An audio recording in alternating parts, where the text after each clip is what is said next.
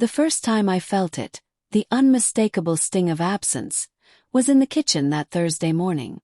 Sarah's laughter, usually a warm melody over the clatter of spoons and the hum of the coffee machine, was gone. I had walked into the kitchen, hoping to share the morning silence together, and found her scrolling through her phone with a strange intensity, almost as if she were preparing for a battle she didn't intend to fight with me. "Morning," I said lightly, trying to pierce the invisible wall she'd erected. She didn't look up. That mem was the first arrow. I felt it hit somewhere deep, in a place that had always assumed intimacy, partnership, trust. First I tried to shrug it off. Perhaps she was tired. Perhaps work had drained her. Perhaps it was nothing. But by day 3 I couldn't ignore it. I tried conversation, casual questions, gentle touches, but every attempt was met with a polite but firm distance. She was there, physically, yet completely unreachable emotionally. By day 7, the house had transformed into a silent battlefield.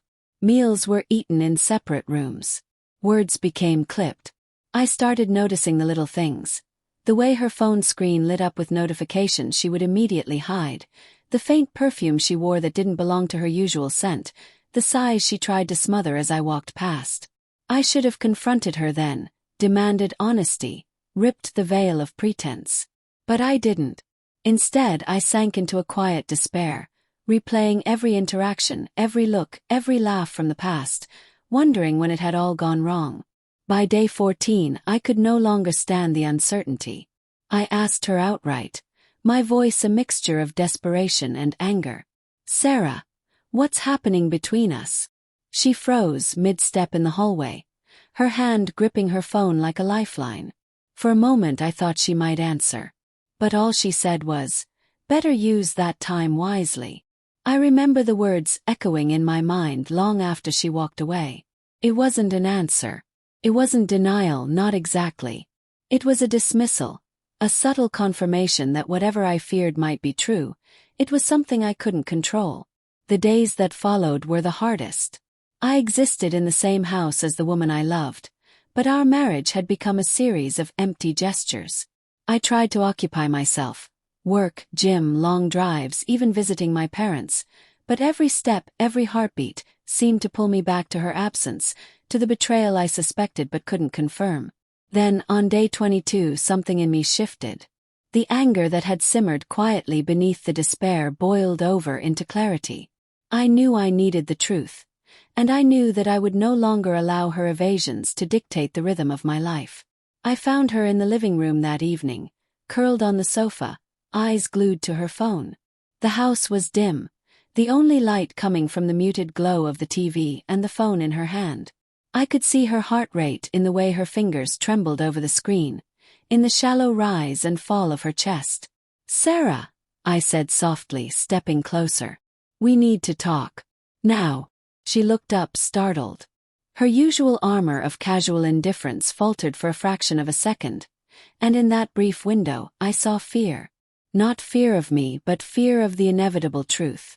"I don't want to fight," she said quickly, a tremor in her voice. Can we just wait?" "No. We can't wait anymore. I need to know the truth," I said, my voice steady, carrying the weight of 3 weeks of rejection, confusion and heartbreak. Are you seeing someone else?" Her eyes widened, and for the first time in weeks, she was silent. She swallowed hard, her lips parting as if to speak, then closing again. I held my gaze, refusing to look away, refusing to let her dodge any longer. Finally she whispered, almost inaudibly, I didn't mean for it to happen." That one confession shattered something inside me. My knees felt weak, and the room spun slightly as the walls I'd been clinging to for hope crumbled. "What do you mean, didn't mean for it to happen? Who?" I demanded, my voice breaking under the weight of betrayal. Her tears fell freely now, and she dropped her phone to the floor. It's Jason. From work. I didn't plan it. Just happened. I don't know why. I didn't want to hurt you." I closed my eyes, the anger, the hurt, the disbelief, all colliding at once. Jason. His name felt like a punch to the gut. A man I had considered a friend, someone I trusted to respect the sanctity of our home, had invaded the one place I thought was sacred. "You've been lying to me for 3 weeks," I said quietly, the tremor in my voice betraying my calm. 3 weeks of pretending everything is fine while you were. I couldn't finish. The words hung like knives between us. "I know," she whispered, sobbing now. "I know. I tried to stop. I wanted to tell you. I was going to, but I couldn't find the words. I was so ashamed." Shame. Her shame. The depth of it hit me harder than her betrayal. For all the anger, for all the pain, I saw the woman I loved crumbling under the weight of her own mistakes.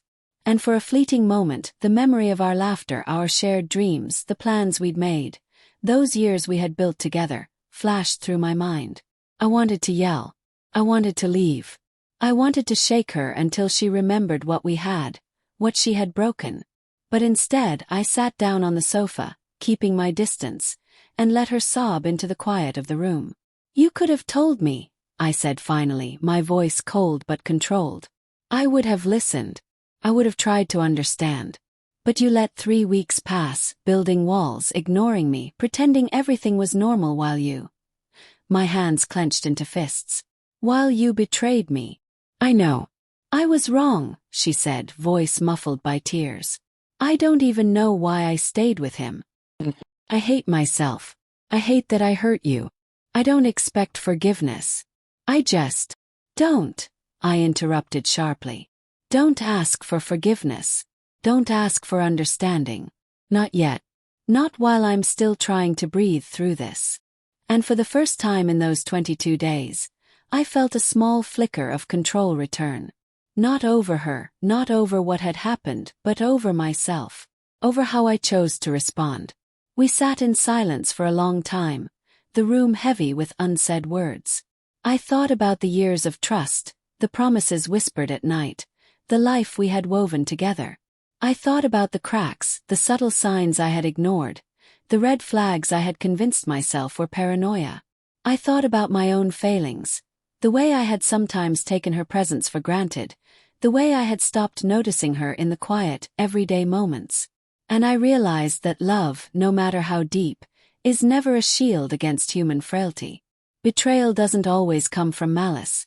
Sometimes it comes from desire, weakness, loneliness, confusion. It doesn't make it less painful, it doesn't make it forgivable, but it does make it human. "I need space," I said finally. "I need to think. I need to figure out if what we had is something we can rebuild, or if it's gone." She nodded, tears still streaming, but there was a glimmer of relief in her eyes. Maybe it was relief that the truth was finally out. Maybe it was relief that I hadn't exploded, hadn't completely destroyed her in my pain. "Take all the time you need," she whispered. I left the room, closing the door softly behind me. I didn't know what the next day would bring, or the day after that. I didn't know if forgiveness was possible, or if the love that had once felt infinite could survive this. But for the first time in 3 weeks, I felt the weight of ambiguity lift just slightly. The veil had been torn. The truth was out. And in that raw, painful honesty, I found a strange, fragile clarity. Sometimes love is tested in ways that feel impossible to endure. Sometimes the heart must break to understand itself.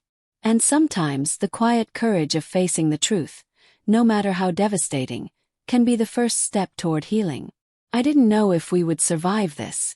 I didn't know if we could ever trust each other again. But I knew one thing. I would no longer be silent. I would no longer ignore the truth, no matter how painful it was. And that night, as I lay in the empty bed beside her, the house steeped in the uneasy quiet of shattered trust, I felt, for the first time in weeks, a sense of control returning. Not over her, not over our marriage, but over myself. And somehow that was enough to keep breathing.